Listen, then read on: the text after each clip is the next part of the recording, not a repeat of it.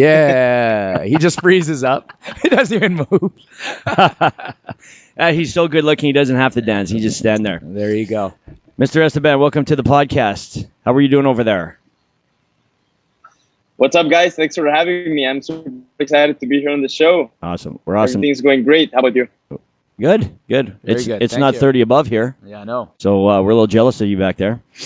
You're sitting in Tulum right now, correct? Yeah, that's right. Yeah. Awesome. All right, so we got a bit of a lag here. Yeah. Why don't we do this, Esteban? Let me just get your intro done. But before I do that, I'm going to let everybody know who our sponsor of the podcast is, which is Edible Arrangements. They sell beautiful fruit bouquets that can be dipped in chocolate and delivered to that special someone on their special day. A great alternative to flowers and candy. All right, let's see if I can get this. They also sell fresh fruit smoothies, fresh fruit boxes, fresh fruit and vegetable boxes, family fruit dipping kits, and a whole array of fruit snacks. That's pretty good. That's pretty good. He does our voiceovers too, Esteban.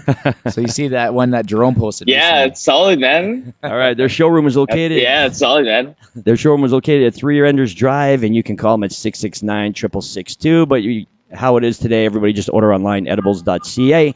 They'll deliver, or you pick it up curbside. All right, and they're one of our great sponsors too.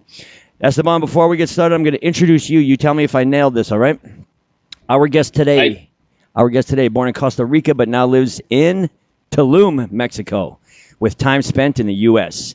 At 26 years old, he runs a successful media and digital marketing business with a team of cuatro.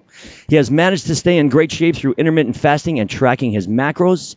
He is a high-level performer with a love of dogs, and in fact, went as far as stealing back his own dog from a disgruntled ex-girlfriend from her farm. Everyone, let's welcome Estaban Gomez. Jerome, my button's broken. Oh, man. All right, Mr. Esteban, thank you for that's coming. a great intro. Thank you so much for having me. Is all that true? Yeah, thanks for having me. That's so true, man. So the dog part, it's basically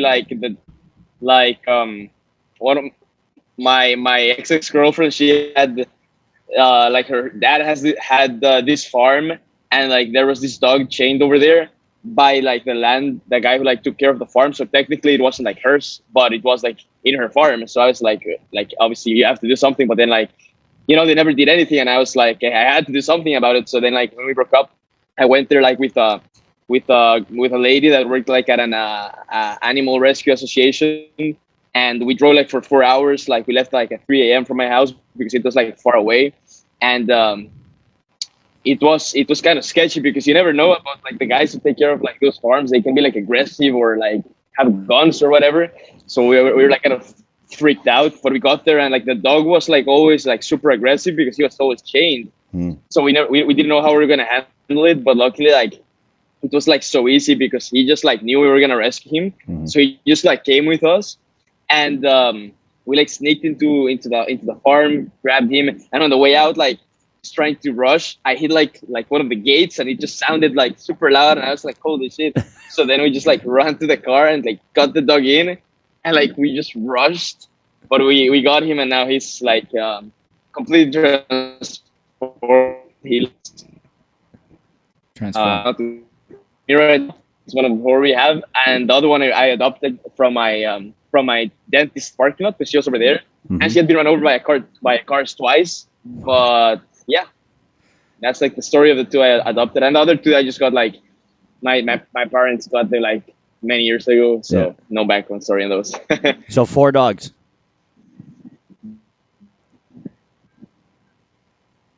Four dogs. Yeah, that's right, man. See? Wow, nice. That's great. I'm a dog lover, so congratulations. Way to rescue that dog. I can appreciate that. Yeah. So, thanks, man. So Esteban, you're traveling quite a bit, and I think this is one of the hot topics a lot of our clients would like to know about is, everybody's pretty much not going anywhere, right? I just seen a buddy of mine, he got married, and he just went within the country when he was set to go to Belize or, something like that, right? Or Bali. And so you're originally from Costa Rica. I remember when we'd get on our Zoom calls, you'd be out there. It was summer, but when we met, it was kind of winter. So you went from Costa Rica, Yeah. then what? 2 months ago? When did you go to your mom's? Like 3 months ago. So I went to my mom's, Yeah. and then I started traveling a bit over there. So Like where's it your was mom live? so cheap to travel. I don't in Vienna, outside DC. It's like small city. Well, not yeah, kind of small city, 30 minutes outside DC, and super nice area. So I went there to visit her, and then like started traveling quite a bit, and then like stayed a month in Austin. I have a bunch of friends over there, and then decided to come down here to Mexico, to Tulum. That's where I'm at right now. So So where's Vienna? nice. Sorry, where's Vienna? We're not familiar with the states. Where's that? Vienna is 30 minutes outside Washington D.C. Okay, Washington D.C. So what was 30 minutes from the White House, Okay, great. basically. So what was it like traveling? So what was the airport like in Costa Rica? Like what was the general vibe? Because you're kind of like deep in the mix of Corona. Like where did you have to wear masks? Were people Yeah, it's scared? Was there like extra? pretty empty. Okay. Yeah. Yeah. Yeah, so it was pretty empty. It was pretty empty. People were wearing masks, but nothing too crazy. I think people just think it's like crazier than it really is. But when you go, like, well, at least for example in Costa Rica, I guess there's some cities or some countries where it's like everything's like super locked down, nobody can do anything. But like the places I've been, for example, in Costa Rica, we had like the quarantine where we couldn't leave our houses for maybe 2 months, 3 months. But then it started like opening up, and it was like pretty normal, just wear a mask and social distancing. But I feel like right now people like don't really care that much about the distancing. It's more about like just wear the mask and don't like be touching people, like hugging people and stuff like that. Yeah. Like keep your distance and stuff. But it's not like stay away. At least that's what the vibe I feel. So like pretty normal as you like wear the mask and like you do the regular stuff to stay safe. Mhm. You know what I feel like right now? There's that transition in people where they should be wearing masks. Like, should Yeah, I be wearing a basically. mask? Shouldn't I be wearing a mask? Like yesterday, we went to a restaurant. So me, my wife, my two kids, not wearing masks. This lady walks in with their kids, and they got the full-on masks, right? And I feel like there's like a divide and conquer right now. Oh, yeah. It's like they look at us like we're weirdos for not wearing masks, and we're looking at them like they're weirdos for. That's how I feel when I see someone wearing a mask. Yeah, Like, me too. I'm not against it. And I'm assuming at some point in time we're all gonna have to wear it. But when I see somebody, I just feel like it's non-inviting, right? So when you wear a mask, I can't tell if you're smiling or if you're you got your teeth out at me or what's going on, or you just don't want to be around other people. Mm-hmm. So I don't even know how to like approach this situation right now. It's kind of like socially not distancing, socially awkward. You guys feel the same? Yeah, absolutely. Yeah. People with masks. Yeah. Yeah.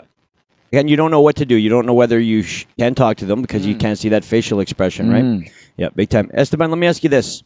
Since you're a guy who's been traveling through Corona through this time period, Yeah. is what you're seeing in the airports different than what the media is telling us and just travel in general?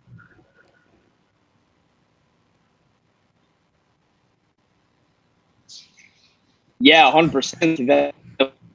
You're just like there's no social distancing. Everybody's in the same plane, the same seats. Like it's not like it's not like the middle seat is like empty to keep like the distancing. No, you're just like next to one another, and you got to wear the mask. They always remind you on the calls, but it's pretty normal. Like for me, I just think as long as you do the basic stuff to like stay safe and stay healthy, it's all gonna be fine. Like obviously, I do believe it's real, but like it's like insanely hyped up. Like it's just the media is like only like 1% of what they say is the truth. Yeah. So Yeah. that's what I think. How's it over there in Winnipeg? Like is it pretty much over, or how's it going there? I feel it's about the same as where you are. We're implementing the mask wearing more and more. There's more and more testing being done. And I can tell just because we have these drive-through tests that are now 7, 8 city blocks, like it's a drive-through, so cars are just waiting in line, and that's gotten a lot bigger in the last 2 weeks. Mm-hmm. But it's the same thing. It's our media is hyping it up, right? It's the main news. It has been for a long time. So But at the end of the day, our cases are still low, in my opinion. Certainly not as high as anywhere else in the world, especially in Winnipeg. Well, everybody, remember the big scare? Everybody, when September hits, everybody's getting coronavirus. Yeah. And there was like little spikes at schools. There's little pockets of spikes here and there. But it wasn't anything like I think everybody had in their mind. Like I think they thought everybody was predicting another lockdown here. Oh, there's going to be another lockdown, right? We better not do anything and blah, blah, blah. Right? So everybody, like, not everybody, but there's a good chunk of people that thought there was going to be another lockdown. And it's the end of September, and there's no lockdown yet. Yeah. So the problem I have is, like, I'm all about it, right? Like, I'm conscious of it, right? I'm not looking to get Rick spit in my face, and you know what I mean? Like, I'm practicing social distance and everything. Like, I don't want to get it, like, obviously. But at the same time, I still want to go out and do things, right? So I'm like, the people that have been sitting at home or sitting in a bubble this whole time since March, and they're like, you know what? I'm going to wait and see what happens. Like, what are you waiting for? You can't wait. What are you waiting for? Yeah. You know what I mean? Like, you're waiting for the next episode of Netflix to kick in. Like, you got to go out there and just protect yourself then. But at the same time, you still need to keep moving forward, because the only thing you can't get back is time. So if you're wasting time right now, waiting for something bigger and better, or you know what I mean? Like, you know how usually people wait for the grass is greener on the other side? Well, people are at a complete standstill right now, and they're waiting. Yeah. So they're not working out, or they're not progressing and moving forward and meeting new people, or they're, you know what I mean? And that's just, to me, I hate to see that, people getting stuck. Yeah. And, my words is practice your social distancing, wear your mask, do whatever you got to do. But at the same time, you still got to go on with your life, man. You still got to do what you got to do. Mm-hmm. For sure. And that's why I like this podcast for you, because a lot of people aren't going to travel this year. And like, I'm not going to. It's by personal preference. I just don't. Yeah. I just personally want to take a year and just be in Winnipeg, like where I'm at. Right. And so for people that are traveling, I think they have those questions. They want to know what the real life experience. And so, like, you're saying it right here and there, that it's like there's no difference. Yep. You know what I mean? Wear a mask and fly away. Yeah, wear a mask and fly away. And so I was just talking to somebody that they actually they work in labs, right? And they do testing on this and kind of stuff. And she was saying, like, there's recent, and people can correct me if I'm wrong, but they're saying that through surfaces, it's like impossible to contract it. The only way that you contract it is through droplets, right? So it's like, if you're far enough away that somebody's not spitting and spraying on you, you know what I mean? Then there's a good chance that you're not going to get it. But if you touch an orange and I touch the orange, there's a very low chance that I'm going to get it, because you'd have to sneeze on the orange. First of all, you'd have to have it. Mm-hmm. Second of all, you'd have to sneeze and spit on this orange. Third, I'd have to touch this orange and then immediately touch my mouth. And then lick the orange. Yeah, and then lick the orange. Like, and it would have to be within a certain time frame. Yeah. Right? So it's not like, hey, Esteban had COVID, 4 days ago, and he came into this grocery store, and because he came in this grocery store, I was around him, so now I need to quarantine. No. Yeah. People, like, I've done the research on it. If you're symptomatic, so just because you had it, if you have it right now or I have it, and we're sitting across from each other, and you tested positive, doesn't mean I got to go and get tested. Doesn't mean I have coronavirus. Yeah. If I'm asymptomatic, I might have it, but I don't need to go out and rush and get tested. And from what I heard, they're not even testing people like that. Yeah. You have to have, like, clear symptoms of it. Yeah, exactly. Right? And everybody that I know that was like, oh, I was around somebody, so I went and got a test, they're negative. Yeah. All of them have been negative. All of them have been negative. They're like, I was in a room, or I worked with somebody, or my kid got it, and they live in the same household as me, so I went and got tested, and it came back negative. So it's like, there you go. There's your proof. Yeah. They live with the person. They use the same utensils. Mm-hmm. Do you know what I mean? Mm-hmm. And that person got it, tested positive for it, and then you went and got tested positive for it, and you were negative. That's as close as it gets. Yeah. Like, you're not going to get any closer than you are with your family. Yeah. So, like, me and you working out together, me and you going to the park, going for a bike ride or whatever, like, if they're not going to get it where they're in the same household, using the same equipment, same da-da-da-da-da, what are the chances that I'm going to get it wearing a mask, being 6 feet apart from you in the same building? Mm-hmm. Yeah, it's no different than anything else, but at the end of the day, it just shouldn't stop us. I feel like it just stopped us too much. Sad. You know what I mean? It's Sad. So, Esteban, you're a young man. I'm actually interested in your story. Yeah. I like the fact that you're what would you call it? Like a nomad, a digital nomad. You run your business on a laptop and anywhere in the world. Yeah, that's correct. Yeah, well, but I wouldn't consider myself like a nomad. That's something I've been doing recently. But yeah, I basically I didn't since high school. I knew I never really wanted to follow the regular path of having a boring job, because I just knew there was something else. So like for example in high school, I started like hosting parties, like had some parties where like 300 people came and like stuff like that. So that's like some of my first things I did for like entrepreneurship, and then started doing like searching how to make money online and stuff like that, because I knew like there had to be a better way. It just didn't make sense for me to just like do the regular thing. I knew there had to be more. So I just got into marketing because like I figured out like everybody said like you gotta learn how to do marketing to make money online. So I was like, cool, I'm gonna learn how to do marketing. So I started with that. I did a bunch of stuff, sold like did like affiliate marketing for like hosting companies. Like I built free websites for people if they signed up to the hosting on my link. Then like sold websites, did social media management, then like also did the drop shipping, and then like started the agency, and then that's what I've been doing. And yeah, I feel like I just like feel you gotta do like life in life. You gotta do whatever makes you happy, and there's just so much opportunity to do like basically what you want, quote unquote, as long as like you can afford it, or it doesn't like cause any negative effect in someone else's life.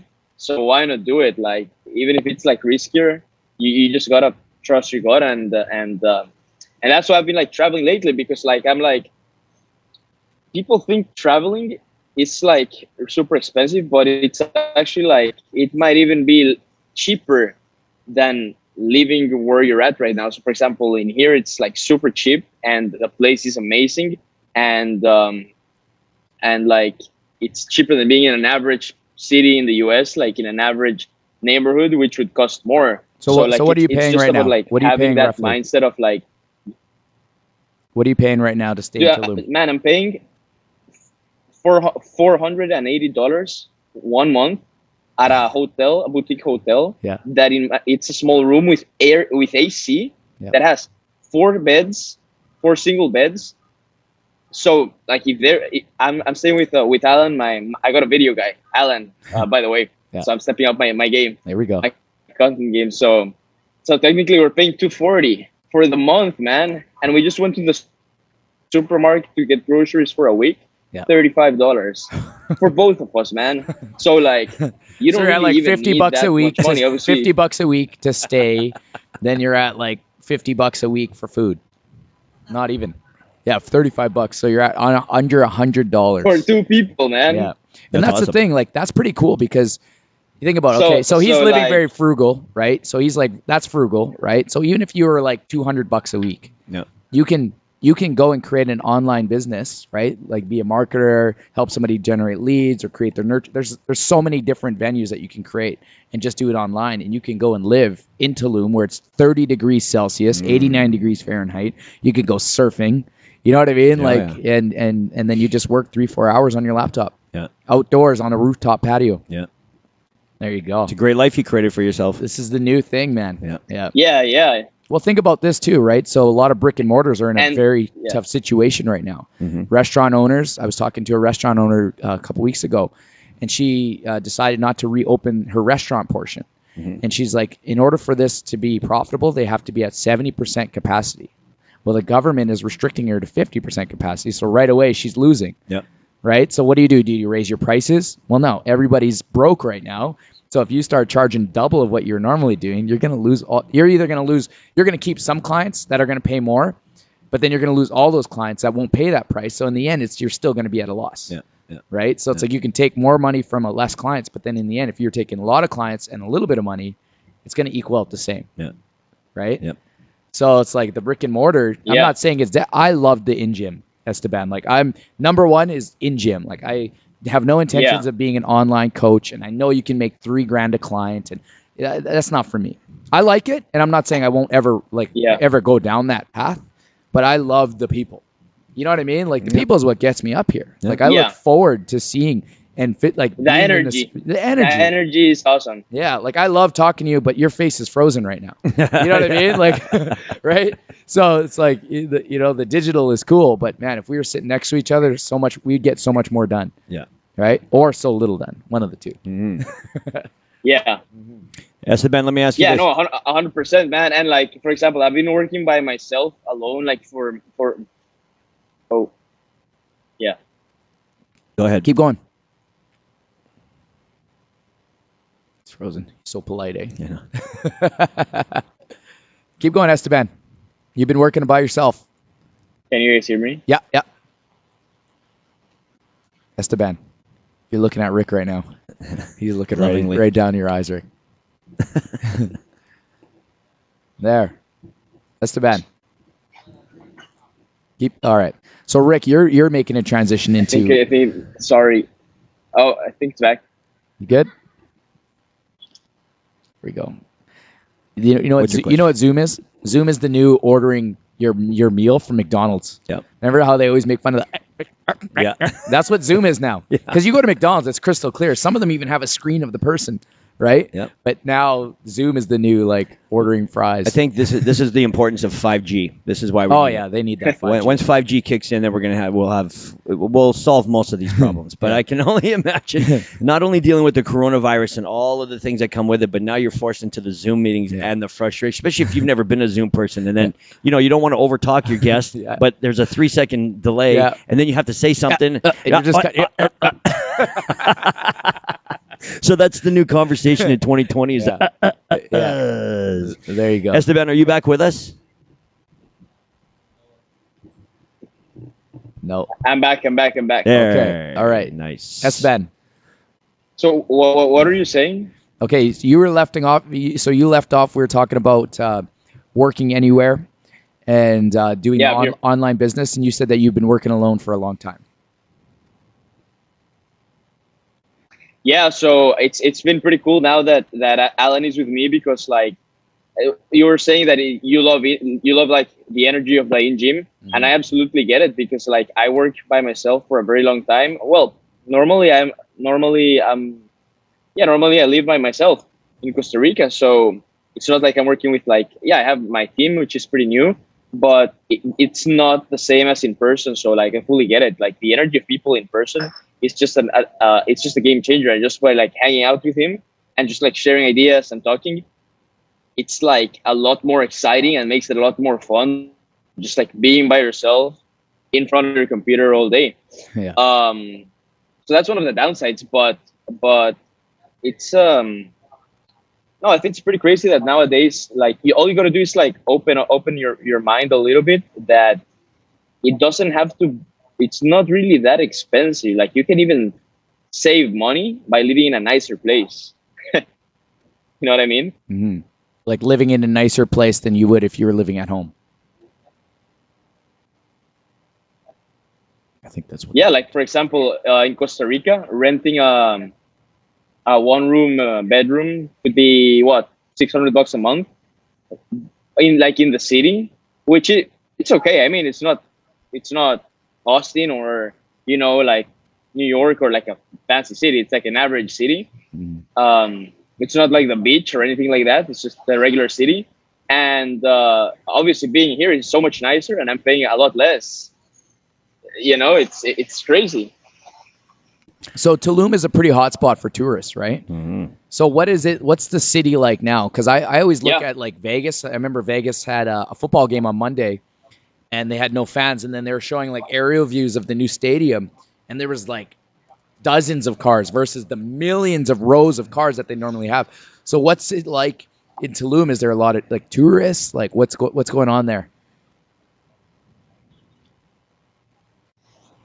I think I think I haven't been to like the hotel area. Like I went yesterday at night to a restaurant, and it was pretty full. Okay. I think it's like, let's say half, 50% capacity, to put it that way. Like half of the people that could be here, but it's like normal. Like here, there's like no COVID. Like people wear just masks, but it's like regular life with like a mask. And just like when there's like a lot of people like in the supermarkets and stuff, but restaurants and all those places, like it's just regular, like it's just regular COVID.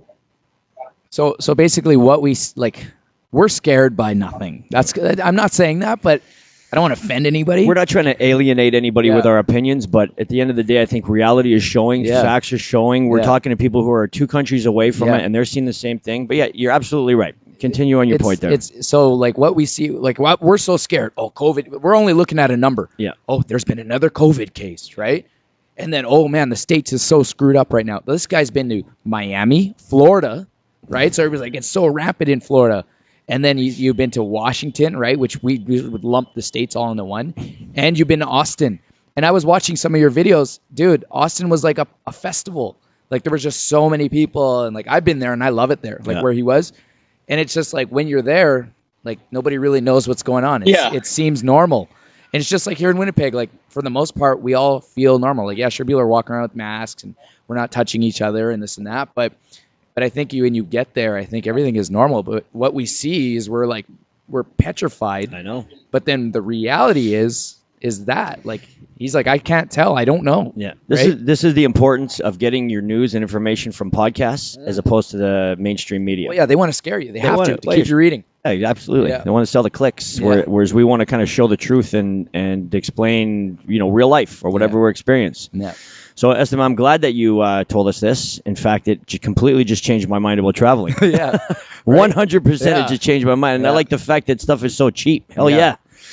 So, who knows? Maybe we'll end up in Mexico this year. You know what? I was thinking of that too. And the only reason why I would not travel is because I'm so stubborn. Meaning, like, if I say it, I'm sticking to it no matter what. Yeah. You know what I mean? And I've already kind of said that. And see how I said kind of? Yeah. I'm like, I already kind of said that I'm not going to travel. But the inner side of me is like, man, I want to go to Vancouver. Like, I want to go. I'm going to miss hikes, man. And I know. Esteban, when you come here, you got to come here in the summer. No, come in January. You'll love it. Yeah. Come in January. Or we'll February. Stay indoors the whole time. We'll get buried in snow, and we'll all get sick. And mine. Oh man. Yeah. I'll tell you what it gets to. Okay. So you're plus 30. So imagine minus 30. Imagine a 60-degree difference. Minus 20 degrees Fahrenheit. Yeah, minimum, something like that. Minimum here. Yeah. So that's what makes all of us Winnipeggers like want to get the itch to go somewhere. Have you ever experienced a winter before? Like a Canadian winter? Yeah, man. That's freezing cold. I've been in winter in New York, in the northern side of New York, so I know it's like cold winter, but not Canada winter. I haven't experienced that. No, nothing is compared to a Canada winter, especially a Winnipeg. That's real winter. Yeah, a Winnipeg winter. I'm sure there's, like northern Manitoba is a little bit colder, but we get pretty cold. you know? Oh, yeah. Yeah, big time. We're all hoping for a very long fall, right? Yeah. We're hoping for a very long fall, and then we want snow to come at the very last minute. Like we all want snow during Christmas. Like I remember one or 2 years out of my 38 years on this earth, we've had no snow around Christmas, and it's even worse than having lots of snow, right? Everybody wants snow December 24th. Of course, yeah. Like we all want it. We don't care how cold it is. We want it snowing on that day. Yeah. So. Hey, I got another question for you just to recap here. Did you have to do any quarantining when you got off the plane at any of the cities you've been traveling to? No, man, because I started like traveling after like it was like super strict to do like the quarantine and stuff like that. I think you have to do quarantine. I don't think anymore, but before, if you were like in a certain city and got or state and went to like a certain state, something like that. Okay, but that was not the case. But you have. But yeah, man, Rick, you should. Yeah? Go ahead. No, I'm saying you should start checking out the deals because there's some flights that you wouldn't even believe it. I flew like from like Miami to Austin for like $50. Oh, really? Something like that. Nice. Well, I guess that's what it's going to take. I mean, it's like anything, right? The demand is, I guess, low right now because people are fearful, so they're going to be throwing out great deals. So we should take advantage of that. Maybe. And I'm sure if you stayed at a decent hotel, they're in there probably over cleaning it, right? Yeah. Just like us here, we over clean, right? I've heard of gyms where they just don't worry about it, just leave it, just go on to the next one. And us, we're like, we put a clock on the timer and we clean off everything. Like if you go to the better places, I'm sure that they're fogging and Well, of course. doing everything necessary sure. just for one customer. Yeah. Right. Esteban, are you familiar? And how are you? Yeah. Are you familiar with Temptation in Cancun? I am not. Tell me about it. Do you even know of it though? Like, do you know what I mean? The what? Like, are you familiar with the concept of Temptation, the resort in Cancun? I just by the name I can get an idea, but no, I'm not. All right. So basically, it's an adult only environment, and Okay. within 72 hours, females never wear tops. It's pretty much a topless place. They start out wearing tops, and then within a couple of days, they feel a little more comfortable. So it's a great party environment. It's great for adults, and my wife and I love going there. So maybe we're going to book that trip. I just wanted to know if you had any information on it, but maybe you can check it out for me. But you're in Tulum, correct? Oh no, man. No information. Yeah. Okay. Yeah, I'm in Tulum. Cool. Exactly. Cool. It's like an hour and a half from Cancun, 2 hours maybe. Yeah. It's something you mentioned earlier. I want to take this to an entrepreneurship spin. You said that you did affiliate marketing and you also did drop shipping. Was that through Amazon or how did you do that? No, it was through Shopify. So basically, just I caught like the early wave on Facebook where it was like super cheap and like you could really crush it very easily. And I got a product that was just crushing it. So it was for a couple of months because when I was just starting it, I was really like, I was very new into business and stuff like that. So it was like very basic. It's just like running ads, getting the sales, selling the products. But I really didn't have like the mindset of like, how to really scale it or set up the systems or innovate and stuff like that. So it just like died. But yeah, it was just drop shipping from China, man. Like they placed an order in my store. I placed the order in China on AliExpress. They sent it to the client, and that was it. So you had a little bit of success doing that? Yeah. That was like, because I would say my first big win, quote unquote. Well, not big win, but nice win. Okay. Can you share with us the product? Yeah. That was? Yeah, it was sunglasses like for cat ladies. So like they had like a style that was like kind of like this. Okay.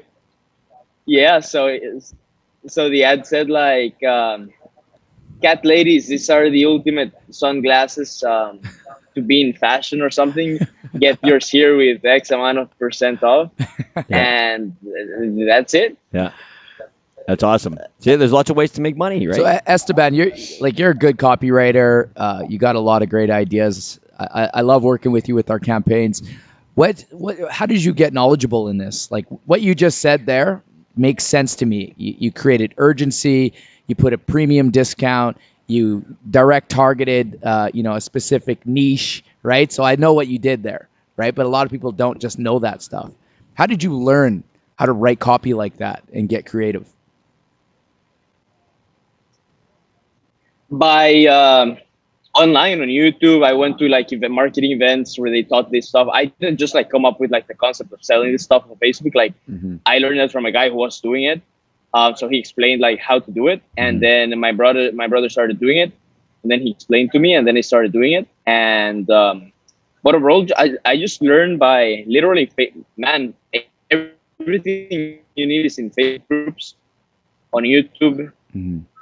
Podcasts, like you don't even need to pay for it. It's just about learning from the other people who are doing it. Yeah. And the info is free. Like the paid, it's great, and it's obviously like more organized step by step. But the info is free. It's everywhere.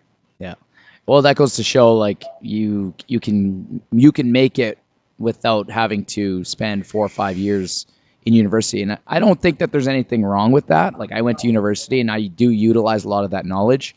But, a lot of the lessons that I learned were from guys that are making multi 10, 20, 30, 40 million dollars a year, and they have no education at all. Yep. And they basically started like that. They started reading a book. They had a mentor. they, listened, they took coaching orders, they took action, and then they just made it huge. Yeah. But I think the biggest problem right now is that there's too much information out there, right? And you can go on YouTube and you can discover how to do something, but you can lead you down a lane of watching YouTube videos that eventually lead you to watching cat videos, right? And so I think that's the biggest problem that a lot of people are having with the online learning, is that it just takes you down a bad spiral, that if you're not focused and you don't find and pick your mentors, that you're going to definitely get led in the wrong direction. Having said that, I would agree with Esteban with respect to YouTube will teach you everything. Like, I learned how to do the stock market based on YouTube. That was my only source. I never had a mentor. I never had an actual human sit with me and talk to me. I've had conversations, but nobody ever really told me the intricacies of stock investing, right? And within about 30 days from now, I'll have a 6-figure portfolio that's going to pay me close to $1,000 a month in dividends. Now, you would think that I would have to go to some finance school, maybe Harvard, and work on Wall Street to do this, but you actually don't. The average person can do it.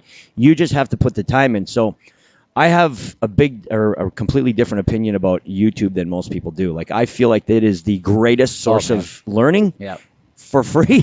Like, I can't believe that exists, that we don't have to pay anything for YouTube, right? But you're right. Eventually, you can get sidetracked and you can start, going down. Yeah, it's free. Yeah. And you know what? It's the problem is the information, too much information. I get it, but it's paralysis of analysis. All we do is we watch and we watch and we watch and we don't execute and we don't learn. Like, I can appreciate what you did, Esteban. You tried it. You did the drop shipping. It worked to a level, and then you got rid of it and you moved on. Now you're into the marketing. Like, you're slowly learning by doing, not necessarily researching. So YouTube starts as a one thing, but you have to take it to that level by actually doing something and then probably failing, and that's a great way to learn too. So kudos to you. A way to set up a great little life for yourself. Yeah, thanks, man. Appreciate it. I think that what you said is definitely key, like focus. I think that's the number one thing that makes a difference, because achieving things is not that hard. It's like getting like 6-pack abs. Like, work out and follow a diet. It's very simple, but actually, like, focusing on it and sticking to it, it's not easy. It's very hard. Anybody knows how to do it, but can you really stick to it? And that's where the focus comes in. Like, not eating the all the foods, or not going to the gym because you were lazy that day. I think that translate to all the other like areas, the same thing as fitness, and that's why I like always like translate fitness to the other areas. But it's a lack of focus. Like, same, if you're jumping from diet to diet, it won't work. If you're jumping from program to program, it won't work. But if you focus on one and like block the noise, even if you hustle less or do less, you'll still have more success than if you do more but not focused. Love it. Yeah, I agree 100%. In my opinion. 100%. I got one question for you, Esteban. Yep. What is the next? Two questions. Number one, how do people follow you? Basically, the place where I'm the most active is on Instagram. My handle is at Estaban Gomez MS, and I'm gonna start doing a daily vlog on YouTube. So my channel is Estaban Gomez. You can follow me over there, or friend request me on Facebook as well. But yeah, Instagram is where I'm the most active at. Let me ask you this then. Part B, question one. What should our audience expect to see or hear from you by following you? So basically, that's a good question, because I've been also honestly trying to figure out like my niche content. Right now, it's basically documenting everything I'm doing. So all the way, like, I'm all about like same as you, like getting better every day in everything I do. So all the way stuff from like fitness, my dieting stuff, my marketing tips, stuff I'm doing. So it's more like overall personal development until I like figure out where I'm gonna like niche down. So cool stuff to like, stuff I do to improve my life, that you can get cool tips to apply to yours, like in different areas. Perfect. Last question. What is in store for Fit Club? What do we got? What's the next campaign? What can our viewers expect from us coming up next? So they can expect the 14-day detox. And actually, this is going to be awesome because we're basically building out like a new system internally that's gonna therefore make it like super cool and exciting and successful for all the people who are gonna be joining the 14-day detox. So they can expect to get rid of all the bad stuff they put in their body for the last months in 14 days, get a fresh start on their body, Nice. get a healthy, lose the stubborn pounds, the love handles, and crush it with Coach RJ, best coach in Canada. Yeah, baby. Awesome. I'll take Canada. Awesome. I feel like that's a great way to end the podcast as well. So everybody at home, do us a favor, like, comment, and share this video onto your Facebook page. Let everybody know. Make sure you're listening every Thursday at 11 when we have awesome guests like Esteban. You can also check us out on YouTube under Fit Club Media. So, Mr. Gomez, thank you for coming on the show today. Get ready to dance. We're going to dance it out, so get ready to shake your shoulders. Do it. There it is. Yeah. He's doing the... Boom.